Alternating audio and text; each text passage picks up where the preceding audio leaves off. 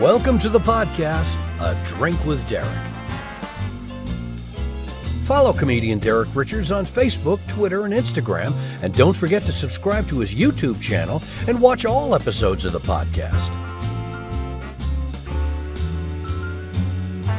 Now grab a drink and join your host, Derek Richards. Hey, it's Derek Richards here in Las Vegas. Welcome to the podcast, A Drink with Derek. Glad to have you along. My website, DerekRichards.com. Find out when I'm going to be performing in your neck of the woods. Doing a lot of cruise ship work now. Very fortunate and grateful to be out there doing stuff with Royal Caribbean Cruise Lines. Also, too, excited for my guest here today, Willie Macc, who's going to be joining us here in a second. He's got a brand new show out on HGTV called My Flippin Family. We're going to talk about that, and then also a bunch of other stuff that he's been involved with through the years. He was actually my one of my first guests on this podcast when we were just literally recording it on my phone, and we were in Laughlin, Nevada, hanging out in the bar area, and we did an episode. So if you go way back, it's like episode, I think, like maybe 3 or 4 on A Drink with Derek, which, by the way, all the episodes are available on YouTube for you to go ahead and check out. Also, if you're online and you're going to be digging through some stuff, go to our sponsor, VegasSportsAdvantage.com. If you're going to bet sports, you've got to connect with these guys. Super Bowl, they had their big play on the Super Bowl was Bengals plus 4.5, and that came through. And they had a bunch of other prop bets that were crazy that worked out as well. So made some money on the Super Bowl, and the other day they went 8 for 8 on all their plays. But go ahead and go to their website, VegasSportsAdvantage.com. They do all the legwork. Enter the promo code Derek35 and get 35% off any package that they offer. Also, check out my album, Double Down, recorded live at Laugh-In Comedy Cafe in Fort Myers, Florida, where I'm going to be in April. You can get it on iTunes, Spotify, and Amazon. Laugh-In Comedy Cafe, Fort Myers. I'll be there mid-April, April 14, 15, 16, if I am not mistaken. Also, check out the Irish Comedy Tour. Our special is on Amazon Prime. We are coming to you very, very soon. March 3rd, Old Saybrook, Connecticut, Schenectady, New York on March 4th, and then Peekskill, New York on March the 5th, and head down to Florida. TheIrishComedyTour.com is our website. Go on there and see all the dates and all the ticket information. Now let's get to my guest here today. Good friend of mine. We worked together a couple years ago. We ended up doing a gig in Lake Havasu, Arizona, and we ended up at a bar afterwards doing karaoke. He goes up on stage. He starts singing Hall & Oates. I was cracking up. He has been on BET's College Hill. He was one of the stars in that show years ago. We're going to talk about that. He's been in over 20 national commercials. He's a stand-up comedian, a real estate investor. He's got a movie, House Arrest, on YouTube that has over 4 million views, and a brand new show on HGTV called My Flippin Family. Stand-up comedian Willie Macc is here on A Drink with Derek. We dress a certain way. This is what we do. Like, this is my white folk-friendly outfit for real. That's why I wear skinny jeans. And women, y'all gotta stop messing with dudes like me in skinny jeans. This is ridiculous. Isn't it? Is it not? Like, skinny jeans is some other stuff that's happening. I don't know what this is about. Like, here's what happened for me. This homeless guy came up to me. He was like, "Hey, young blood, do you have any spare change?" I was like, "Nah, man, I ain't got nothing for you." He's like, "Why are you lying? There's 2 quarters in your left pocket right there. I can't get those 2 quarters right there in your left." I'm like, "What?" He's like, "Yeah, 1984, 2003. You can see the year of the date." I'm hot. He was like, "Well, you might want to get your lymph nodes checked while you're at it. They look swollen." And I was like, "You can see the lymph nodes." Skinny jeans. And I'm walking off. He's like, "That's fine. I'll just get that credit card number from the bathroom." We gotta stop this, fellas. We gotta stop this. This is getting ridiculous. Like, I was just at the club, and I'm over here dancing with this chick. It's a lot of upper body movement when you're wearing skinny jeans. You're really restricted down low. Right. So I'm sitting here dancing with this little chick, and she's like, "Hey, how about we get out of here?" I was like, "All right, cool." Fellas, there's nothing sexy about bringing a woman home, pulling into your bedroom, getting on the bed, sitting her down, and been in her ear like, hey, baby, you think you pull these pants legs over the heel of my foot?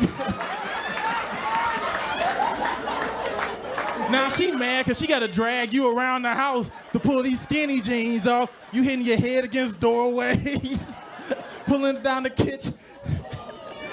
And you over there like, once I get out these pants leg, girl, you gonna get it. This is my life. This is what I choose to do just to look cool. This is ridiculous. Like, even putting skinny jeans on is ridiculous. Like, it's the worst. Like, it's good when you get all the way until right here. And then you got to do that little whole jump, shirt, twerk. The skinny, like, you got to almost take a dance class just to put skinny jeans on. You got a 5, 6, 7, 8 skinny. I caught myself in the mirror one time doing the whole little 5, 6, 7, 8, and I just seen my ancestors appear. They're like, we did not walk 54 miles from Selma, so you can't walk at all. Like, this is my life. This is what I choose to do. Here's what's worse. The worst thing that's ever happened to me. So one day I'm at this chick's house. I put the skinny jeans on. I'm starting to leave. And she was like, hey, those are my skinny jeans right there. I was like, woman, no, they're not. She said, look at the tag and tell me what size you see. I look at the tag and it says, size 10. Hell yeah, I'm thick as hell. Like, I'm excited because I've been working out my thighs in the gym doing this little machine right here. And I leave wearing her skinny jeans. Because once you get skinny jeans on, it's an all-day commitment. There's no switching out skinny jeans. There ain't no like, let me put another pair on. No, that doesn't happen. So I leave, right? It's a 12-hour commitment when you're wearing the skinny jeans. I'm walking down the street, and this girl checks me out. She's like, oh my God, are those? I'm like, a size 10? Yes, bitch, yeah.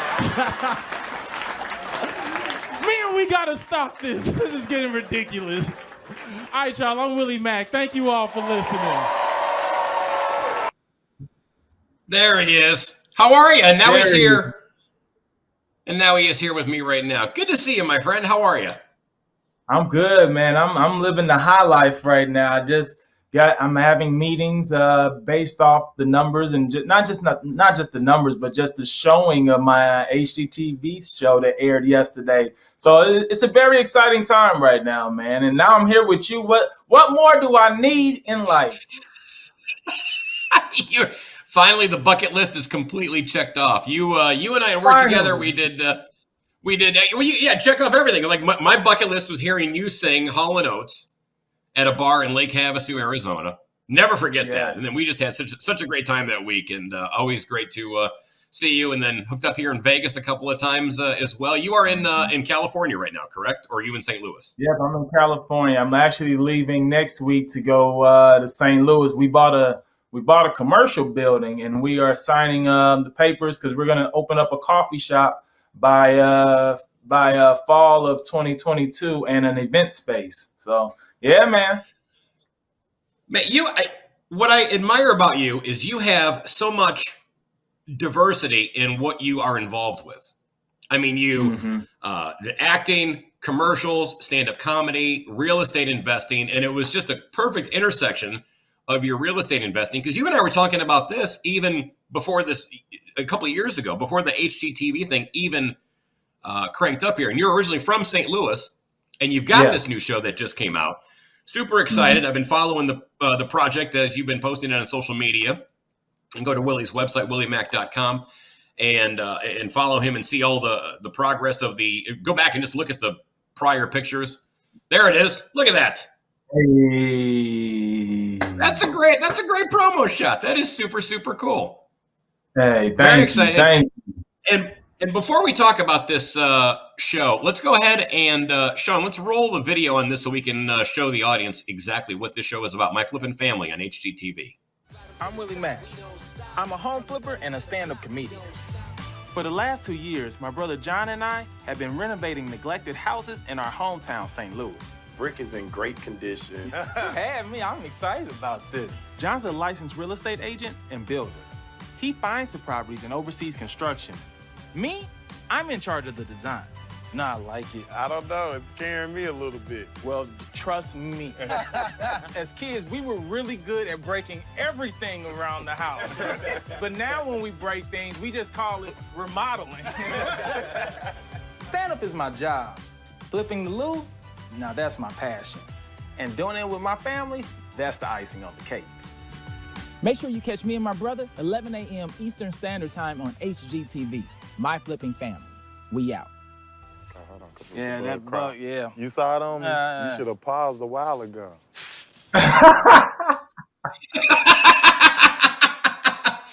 You two are actually you're the new property brothers? With the AS, yes. Yes. I love it. This is so cool. Now, is it just you and your one brother? So it's just the two of you? Yeah, we're the main two that's on there, but we have all five of us are in it. So the other three help with like demolition and like when we need other help around the house, like painting. But the main part of the show is me and my brother, and our dad makes a pretty good guest appearance. It got to a point like my dad's the show is an hour long. My dad's probably in maybe 7 minutes of it, and the amount of comments women were making about my dad were like, "Your dad is fine. Your dad needs his own type of spinoff of his show. Where's your daddy at? Is that Daddy Mac?" Like women were going googly for my dad, man. It was so funny. How about we do an episode where I come in as the adopted brother for like one episode, just one episode. That's it. I would love to do that. I'm in. Tell me when. I'm buying a plane ticket. I'm on board with this thing. How did the concept of this show come about? Did the network approach you, or did they find out about your real estate investing and then you put this idea together and pitch it to them? How did this whole thing develop? So it started out in maybe like, let's say 2015, 2016. I used to be a reality TV show editor at this production company. And I overheard them talking about HGTV is looking for more diverse programming. And so I told them, I was like, oh, me and my brother flip homes in St. Louis. And now we've probably been flipping homes maybe like 3 years at this particular time. We've been doing it all our lives with our dad because our dad was into real estate investing. And my dad was the one that he has a quote, even in the show, he was like, if you're old enough to hold a bottle, you're old enough to hold a hammer. So we was there with our father at all of his buildings when we were like 7, 8 years old and on. So my brother asked me, like in maybe, let's say 2013, 14, he was like, what are you doing with all the money that you made in commercials and stand-up and all this other stuff? But we really know that it's commercials because stand-up is an interesting paid thing until you're like up there at it. But I was like, oh, I got it stacked up in the bank. And he was like, that's so stupid. And I was like, what? He's like, so you're just going to let the banks make money off your money? And I was like, ooh. All right, what do we need to do? He's like, bring that money to St. Louis and let's start buying properties. So that's what we did. And so the production company said that. And I was like, oh, man, my brother flip homes. And they was like, Willie, nobody wants to see you on TV, is what they said to me. So me and my brother bought 2 homes, and I went back home to actually film us. I was on my iPhone, and I had some little bitty, like a Canon 7D camera or whatever, and I filmed and edited this whole sizzle.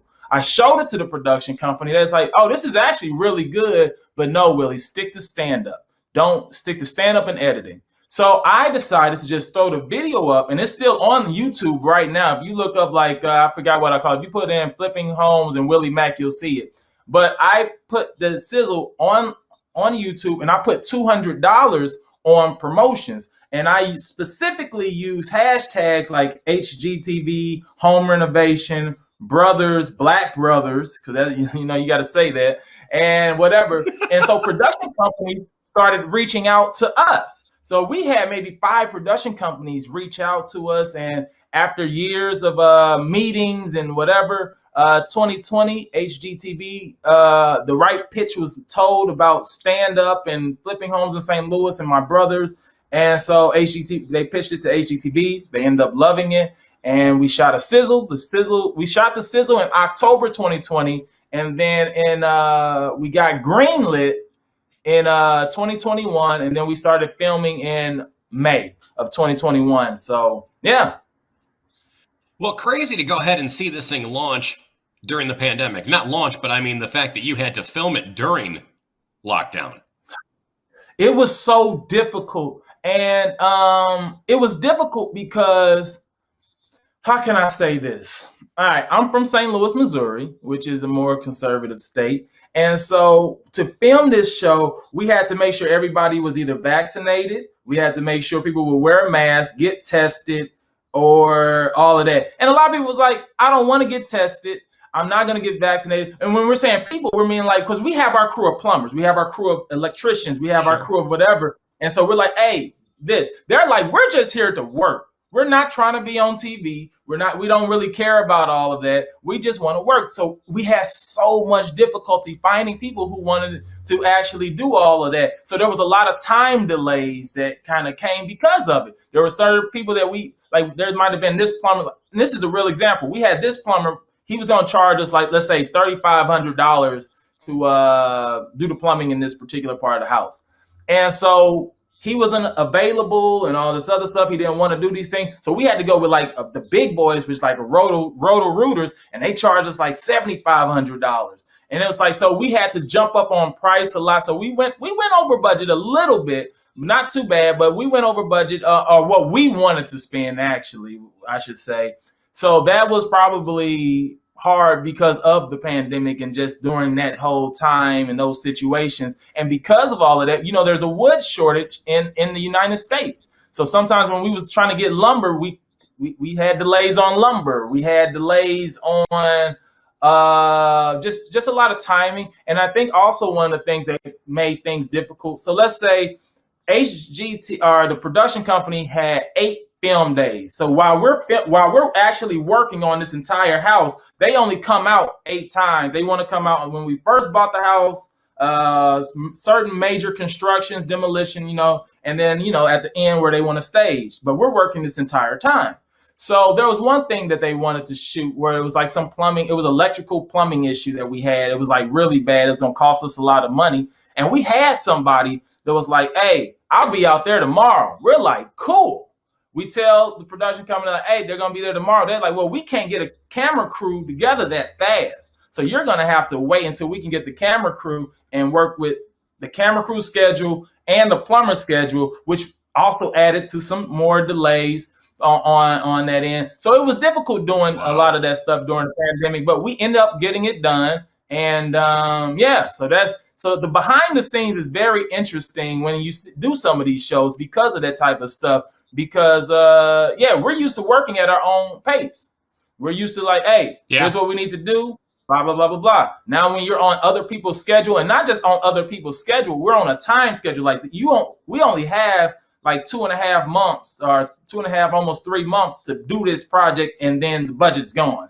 And so we had to, we worked 16-hour days, 18-hour days to make sure things got done. This is stuff that I've done. I've done dozens of interviews, and I've never told this. This is a Derek Richards exclusive behind the scenes look of what's going on. So yeah, that's what it was kind of like working on this particular project. Well, that's hard enough going through and doing any kind of a renovation project on a house just under ideal circumstances. And now when you start adding more and more cooks in the kitchen, you're like, okay, this is just a dumpster fire trying to put all this together. What's it like working with family on a large project like this? Because, I think of working with family and I'm like, oh God, you and your brother and the rest of your, the Macc family must have a great bond to be able to pull something like this off.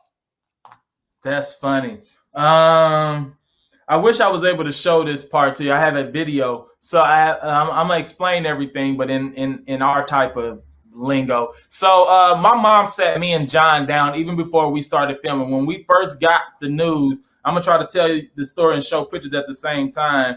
But we first got the news. My mom was super excited, but then she sat me and Jonathan down. She's like, "Listen, we already know, because me and my brother's dynamics are very different. I'm kind of creative. I'm like kind of like all over the place. I got ADD, and my brother John is very like to the books. He's very just like, this needs to be done. This is the budget. This is da da da da da da. So she's like, I know how you all are. You are not going to be fighting on TV. Y'all, she made us sign a paper to say that we are not going to be arguing with each other. So yeah. We are so, my mom's only like 5'3", 5'4", but we are still to this day intimidated by her. Like I remember like last year, I said something smart to my brother. She's like, Willie, leave your brother alone. I was like, whatever, Mom. And I was still talking smack to him. And she goes to pop me on my mouth there. She's like, she goes to hit me and I grab her arm. I'm like, Mama, will you stop? And she said, put my hand down and let me hit you in your mouth. And I put my hand down and I let my mom hit me in my mouth. So she like, pow, I told you. So that's hilarious. But me and John kind of, I know I have a personality also that is, I don't mind taking the back seat to make sure that a project gets done. So where some people be like, I'm the star, like, this is my idea.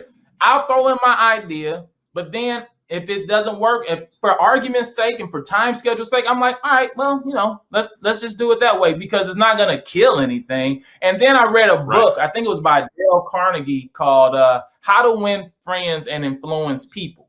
So there's parts in these books on how you can interject ideas and make people think that this is their idea, even though it's really yours. So I did a lot of that also with my brother. So he's like he'll be like, let's go with blue. I'm like, oh no, blue. I'm like, well, we can probably go with red. And the reason why we should go with red is because the last time, and we don't want people to think, well, him, he's like, maybe we should go with red. So instead of just like, no, John, we're going with red. No, we're going with blue. So I'm like suggesting things. So that's kind of how our dynamic is and all of that. So then we got our other brothers involved. Now our other brothers aren't in this industry at all. They help us with construction, but on their own time. So there was a couple complaints because they'll be like, y'all got to be on set at 10 a.m. but they're not being used until maybe like 1, 2, 3 p.m. So my brothers are like, why are we on set and we're not even filming? We're just sitting around. So I had to kind of explain these type of things. So I'm like, one, this is just the industry that we're in. Thank you all. But at the same time, we're sorry. And, so we took their complaints in and, we threw them away. But, so it was interesting working with the whole family on some of this because of some of these situations. So, yeah. Well, and like you said, they don't understand the dynamic, that whole hurry up and wait. Yeah, you show up on a set 7 o'clock in the morning, and you're just sitting there all day. You go into makeup, and then you just sit there, and you sit there, and you sit there, and you sit there, and then all of a sudden 4 o'clock in the afternoon rolls around, and they shoot your segment. I did this movie for Netflix called it was a Nina Simone's movie, and I went in it was just like a co-star role, like one line or whatever. And so I get there 8, 9 a.m. and I'm in my trailer. I come out at maybe like 4 p.m. and it's like, hey, when are you all shooting the store scene? Just curious, just because blah, blah, blah. They're like, oh, we already shot the store scene. I was like, oh, well, I'm supposed to be in the store scene. I've been in my trailer all day. They're like, oh, yeah, we cut that part. We forgot to tell you. I'm like, you just forgot to tell me sitting in the trailer? Oh my goodness, Derek. So they sent me home. They end up giving me my whole paycheck or whatever. I went to the craft tables, Derek, and I took all the snacks. I'm like, I'm not leaving here. I'm leaving here with something. Willie Macc doesn't get a scene. You get no Cheez-Its. Watch this. Walking out the door with a garbage bag full of Halloween candy. You showed them. Y'all never scroll me over again. You're like, I don't even like peanut butter crackers, but I'm taking this crap. I'm allergic to it, but I'm a kid. Yes, I got a peanut allergy, but I don't care. You're not getting it. What do you hope comes out of this show? What I hope comes from this show is a few things. One, a couple of interviewers had, I guess, I don't want to say the balls to say because they were women that said this, but they had the galls or whatever to say, like Willie, HGTV is a predominantly white network. Y'all are black on here. How does that make you feel? And I was like, woo, that's interesting because I went from BET, which is probably one of the blackest networks on TV, to HGTV, which is one of the non-blackest networks on TV. So it's interesting to have people now see us on there, to see the marketing, to see the different followers that I'm getting. A lot of people that didn't know that we were out here just flipping homes like that and just being successful enough to where we are getting a television show. And then also it's St. Louis. St. Louis already gets a bad rap, whether it's Ferguson or some of the other controversial things that's happened over history. So to be able to show a different dynamic to what St. Louis is and what we have, the architecture, the food, the family relationship. People are asked all the time about my parents. They're like, are your parents still together? I'm like, yeah, my parents are still together. They've been together 40 years.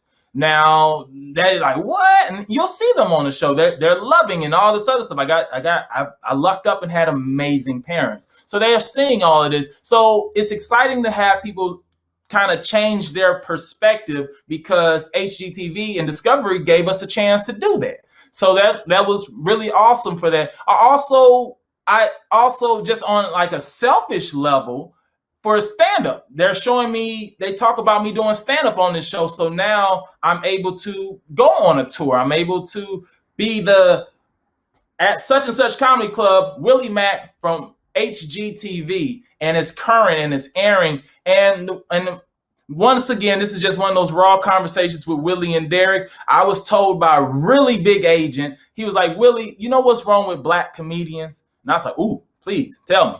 He was like, black comedians there's a lot of very funny black comedians, but they're not filling out seats. He was like, unfortunately, some of these theaters, when you see a lot of these people that's paying out the pocket and out the wazoo are to be more commercial are a lot of white audiences, are white audience members. So he said, black people will make you famous, but white people will make you rich. And that was something that was said to me. And I took that to heart. So when HGTV happens, I'm like, all right, let's go ahead and figure out how we can just take advantage of these type of situations while we are showing a positive side. So that's when we start buying the commercial building. Me and my brother are coming out with a children's book. And we're really excited about those projects. So yeah, that's kind of what I'm hoping to get from it, just the visibility and just really be able to share this story and highlight St. Louis in a positive way and show that we're young, black, and we're killing it right now. So I'm excited about all of that. Well, and you guys have, when I see the trailer and mm-hmm. I know you and I are friends, but mm-hmm. I'm watching this, I'm like, this looks like just a fun, cool show because you're a comedian, so you interject your personality into the show. It's not like I'm watching any other show on HGTV or any other network for that matter. And it's not. This has more personality. It has more. It's just a more colorful dynamic, just in terms of the relationship between you and your brother and what you guys are doing. And I think it's fantastic that it's putting St. Louis in such a positive light and showing what you guys are doing to make it better. And yeah, I think, I don't think people are sitting down and watching this going, hang on, who said black people can renovate homes? I think some of these agents just overthink things, or people make comments about it. It's like, I'm not looking at it as two black gentlemen renovating homes. I'm like, these are just two guys that have their act together and they're investing and making neighborhoods look better and fixing things up. So yeah, I think people overthink things and they want to try to find race and make race an issue when it's not an issue. Yeah, that's also very true. But yes, we are putting some seasoning on the network though. Put some extra I love it, salt man. in. I think it's fantastic. Now, you were on, like you said, you were on BET, which is a predominantly black network, obviously. You were on the show College Hill years ago. And people still recognize you from that. All the time. Because you don't age, by the way. I don't know what you're eating. I don't know if it's, non-GMO stuff, no high fructose corn syrup, but you don't age. You don't. In fact, I'm going to go ahead and pull up this picture. This is from College Hill, if I'm not mistaken, Sean. If we can pull this up real quick. This is College Hill, correct? Yes, that's me and the guy, the male castmates. Yep. You guys look like you run an ice cream truck. I said an ice cream truck. We look like an old school boy band right there. Yes, that's what I was telling Sean when we pulled up the picture. That is a great classic R&B album cover. I love it. What would say you guys are in a band? What would your band name be? What would it be? What would it be? Let's think about it. Now, oh man, Derek, why you throw me off? I was gonna say From Light to Dark.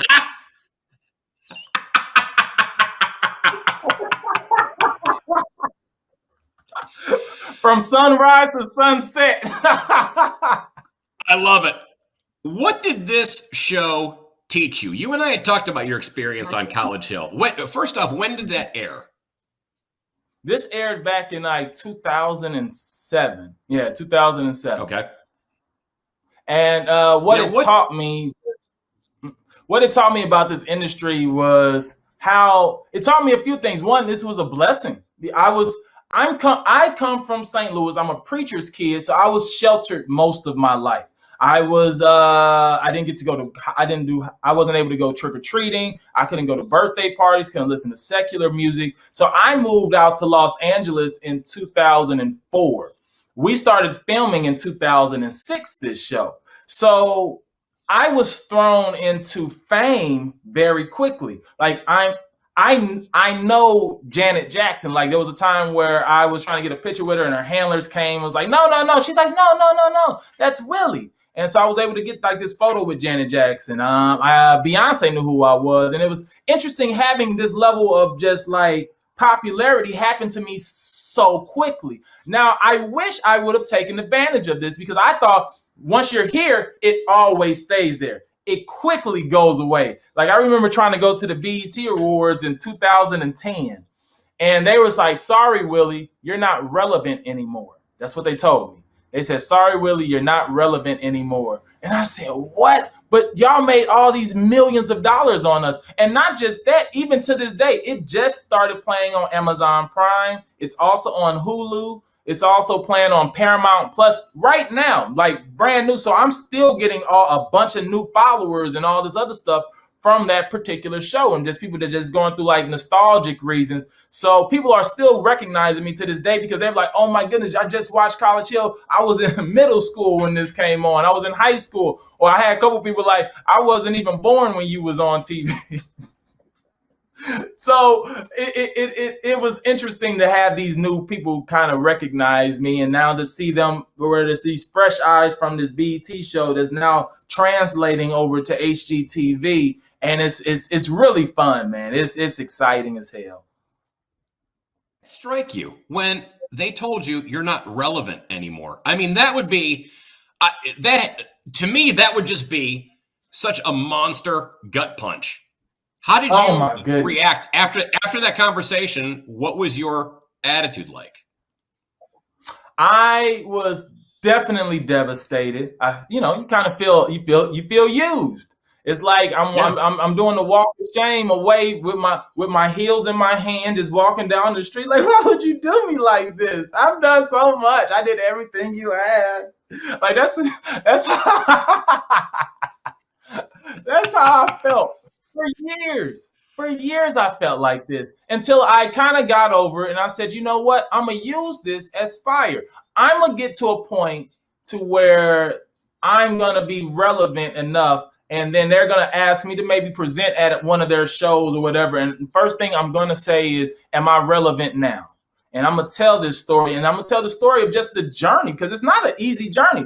College Hill was 2007. It's 2022 right now. So it probably won't be until next year when they ask me to be on an award show or I get nominated for stuff, because I am now taking meetings with like big production companies and big agents who want to work with me. I'm talking to someone who wants to film my comedy special in June, my 1 hour in June.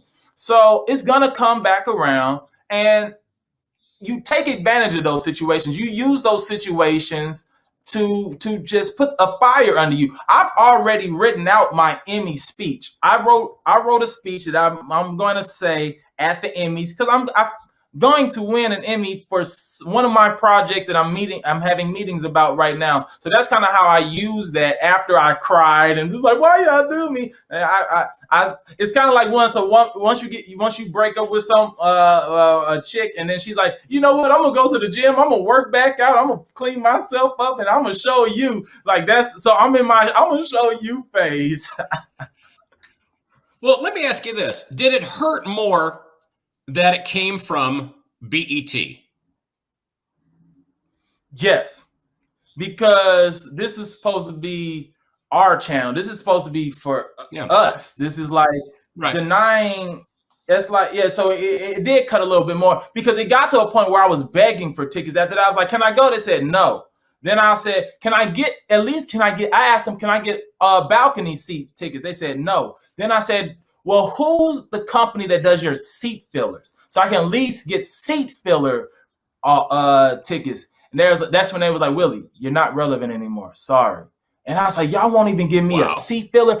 They pay seat fillers. They pay people to sit in seats at these award shows, and you won't even let me get that, and I'll do it for free. So yeah, no, it blows me away.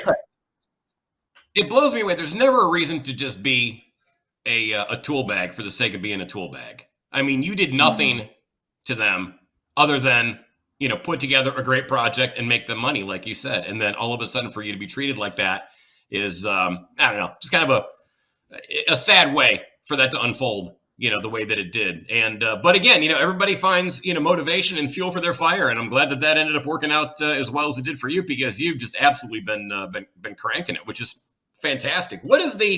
Aside from that instance, is there what's the worst thing that's happened to you in this business? Would that be it? Or is there something else that comes to mind?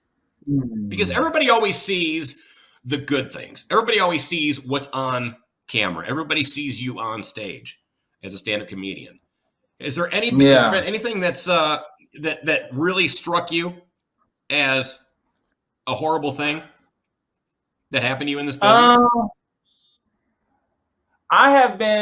I think those are probably some of the worst things. Right. Yeah, it's probably that.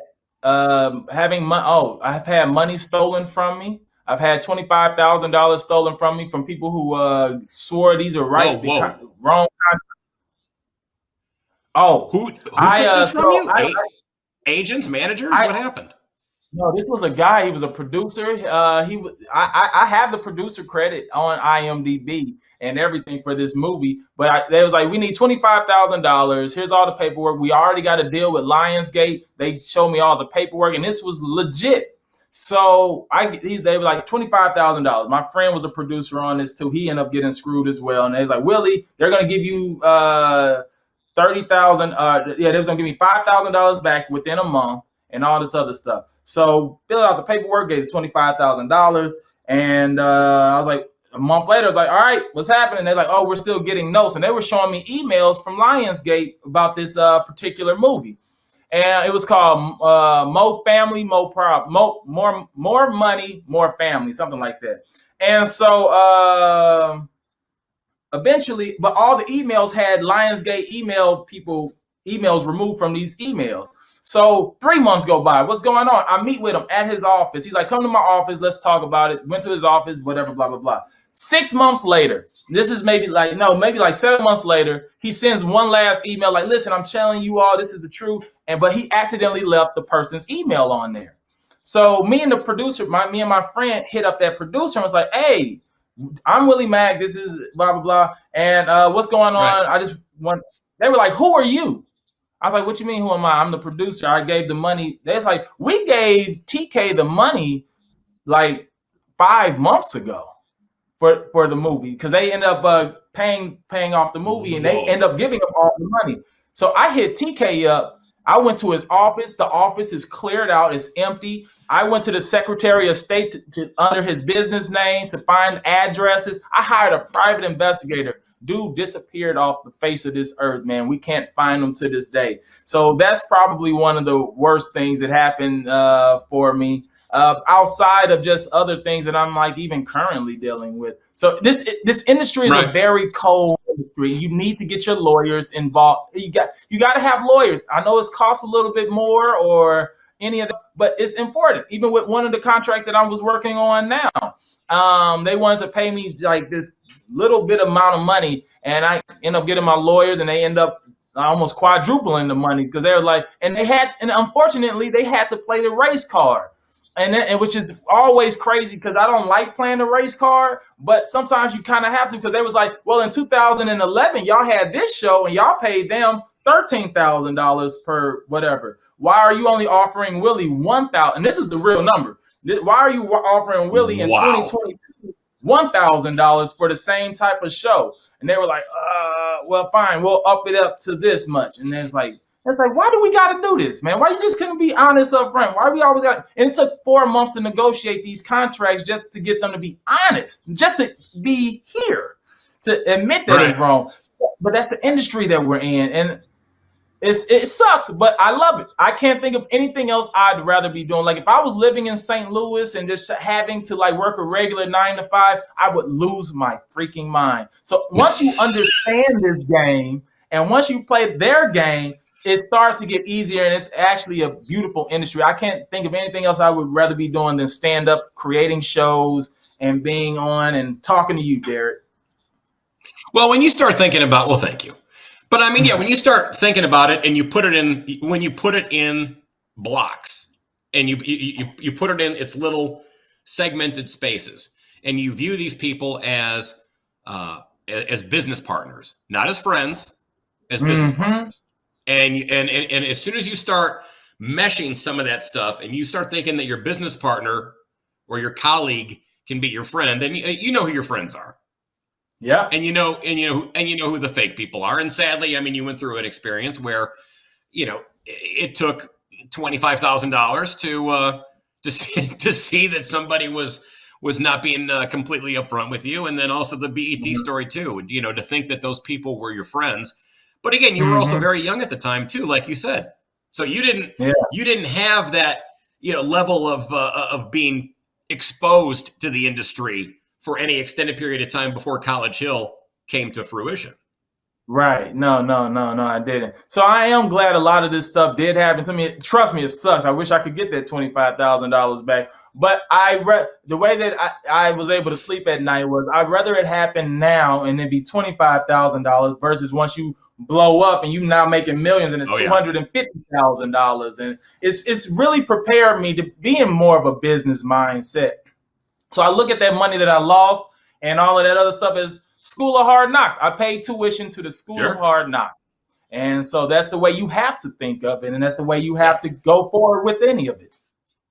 So what's this guy's name? Can we put it out here? And if anybody knows who he is, his name, shake him down. His name is TK Davis, Tique Davis. He used to be this rapper back in the day. His name was Silk the Shocker. He used to be Silk the Shocker's manager. And he's somewhere out there in these streets somewhere with that money. So if you know this guy, you find him, shake him down for $25K. Yeah. Or tie him up in a basement. Contact Willie, williemac.com. He's got a contact there. And collect your debt. See? It's like America's Most Wanted for you too. We're going to make this productive for you. So if I can get you at least some of your 25 grand back, can I be the white brother that nobody knew about and come on the next season of my Flippin Family? I promise if you can find this dude, you can have your own episode, Derek. I'll figure this out and make it a whole thing. Yes. I'm looking for him as soon as we get done with this. You have a very interesting story. You and I talked about this. It's in your stand-up. Tell me about your son and his mom. So actually, my son will turn 20 years old on the 19th of this month. So this weekend, my son will turn 20, man. I knocked up a lesbian who wanted to try out men in high school. Me and her are still friends to this day. We're friends now. They're like the first 5 years we had a interesting relationship. She cheated on me with another woman, and at that time I was so angry. I'm like, "What you mean you cheated on me with a woman?" Da da da da da. Now looking back, I was like, I don't think I was cheated on. I think I was cheated out.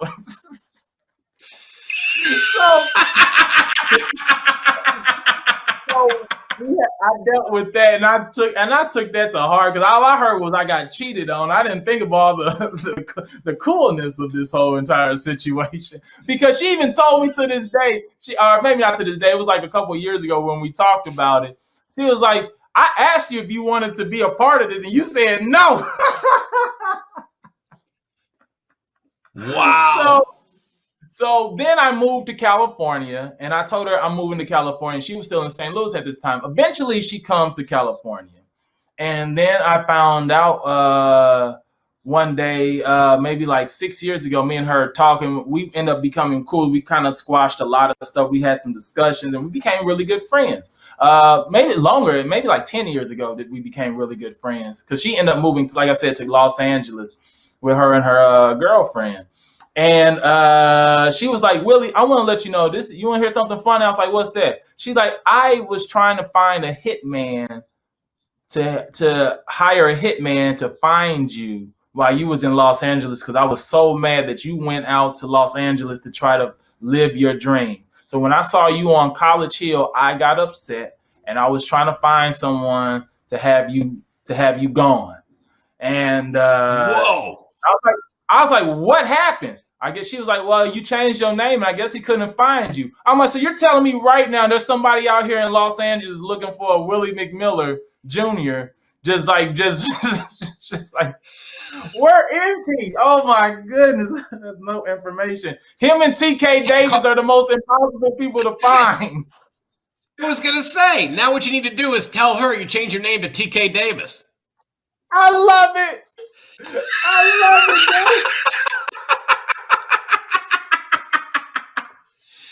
I changed my name to TK Davis. Find me. Hey, good luck. You'll never see me again. So we had the whole cool dynamic now, but yeah, man, it's been a journey. It's exciting. It was exciting. It's cool to have a son because I was thinking about it, because I see a lot of my friends now who are having kids or who have their 3-year-olds and younger or whatever, and I'm like, man, I'm so glad I got this out the way. Like now I can kind of live my life. Oh, absolutely. How did your son react when he first heard about you doing your story about him on stage? I actually I talked to him about it. I was like, "Listen, I'm gonna let you all know now." And I told my son, and I told his mom, I'm like, "I'm gonna talk about you all. I think if I come from a more realistic and authentic standpoint in stand-up, it will really kind of make me it'll make me stand out, because nobody has this story. No one has a story of this 20-year-old kid with a lesbian baby mama. There's some people who have lesbian baby mamas. There's some people that have older kids. And there's no, so I was able to merge these whole stories together to really make myself stand out. And they were like, "All right, well, you owe us a check once you blow up." I was like, just sit there. I got you all. So they're fine with it. Well, you've done tons of commercials, and it was so funny when you and I were working together. We were at a bar, and the TV was on, and all of a sudden it was your, I think it was your Hidden Valley Ranch commercial had popped up. Yeah. And that was so cool. Here I am sitting there with you, and all of a sudden here comes the Hidden Valley Ranch commercial popping up. You've done commercials for Kia, also Applebee's, Residence Inn. Is there, because I know once you do a commercial, a national, then all of a sudden more start coming your way. Is that correct? That's what I've been told. Not necessarily, but I guess I kind of just studied commercials. I was one of those people that just sat down and was like, all right, if I'm gonna do this Hidden Valley Ranch commercial, I'm gonna watch a bunch of Hidden Valley Ranch commercials that they done prior to see what they're casting for, Right. what were they wearing, what kind of were they like Hidden Valley Ranch or were they like Hidden Valley Ranch? So I broke all of that type of stuff down. Now there's some people that do a couple commercials and then that's kind of it. But I took commercials Right. very serious, and so I was able to figure out how to break it down and all of that. That's cool. What's your favorite commercial that you did? My favorite commercial that I did wasn't in the States. I did a series of commercials. They flew me out from here to Australia to do 6 commercials for something that was airing in New Zealand. And it was called Pump Water. So I was the face of Pump Water. There was people that dressed up as me for Halloween because I was like the biggest. I was the biggest thing there. And I remember when I was filming in Australia, I was in Sydney, and I guess the New Zealand's rugby team was playing over there in Australia, and the name of their Australian rugby team is the All Blacks. So everybody was wearing these All Black Excuse t-shirts. me? No, the name of their rugby team is called the All Blacks. Y'all can look this up. And so people was wearing these shirts that said All Blacks, All Blacks. It was just a bunch of white people. I'm like, y'all are very woke over here. Like, this is strangely too woke for me. And I remember talking to some producer about it. Like, no. That's our rugby team. The rugby team is called the All Blacks. I said, oh, okay. You know what's so funny? As I'm talking to you all and I'm seeing my face on here, I feel like I look like a more handsome version of Chris Rock on this computer. If Chris Rock was a symbol, I think it would look like me right now. You look like a black James Bond. I look like a black James Bond. Yeah, I'll take that. If Idris Elba and Chris Rock were merged together, that's the look that I'm giving off right now. Couple of random goofy questions here for you before we wrap things up here. And again, check out my Flippin Family on HGTV and follow Willie Macc on his website, also on all the social media platforms too. WillieMacc.com. You can see the website right there on the bottom. 3 random questions here for you. And then we'll let you get going to whatever 50 million projects you have going on. So here we go. 3 random stupid questions. What is Batman's guilty pleasure? Beside buying cars and being a playboy, I don't know, karate? Perfect. There's no wrong answer. Batman's guilty pleasure, karate. Okay, here we go. Life for American Indians was forever changed when the white man introduced them to blank. When they introduced them to unseasoned foods. Yeah, finally, how did I lose my virginity? How did Derek lose his virginity? In the back of a 1960 Cadillac DeVille while on top of a hill, not knowing what's happening to him because she wanted it from him. And he was like, no, I'm trying to save myself from marriage. That's exactly what happened. I don't know how you read my diary, but that's exactly what happened.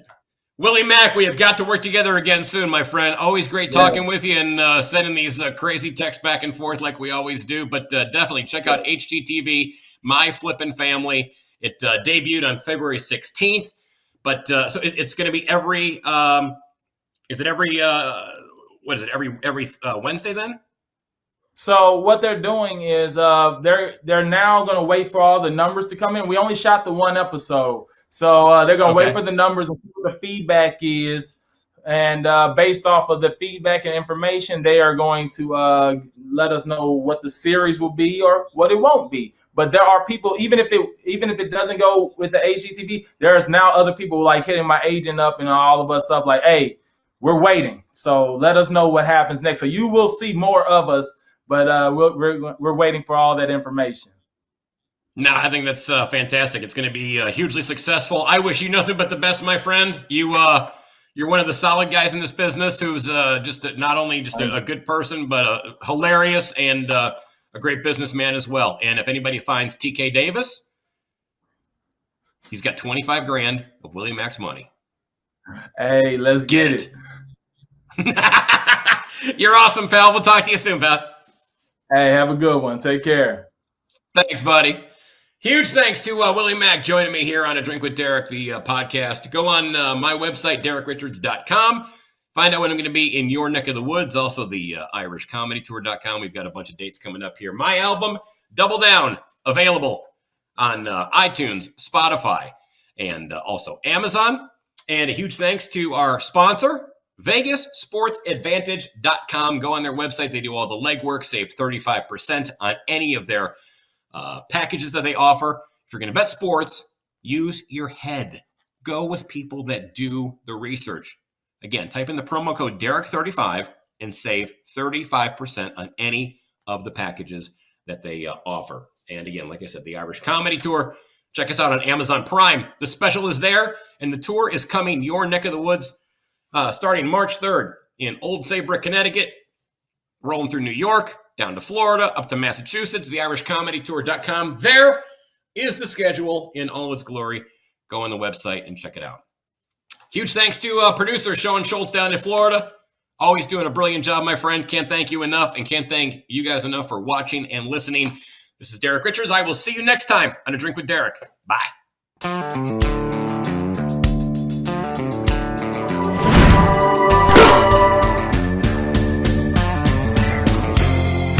You're watching Conservative Television of America, working hard to stick socialism where the sun don't shine.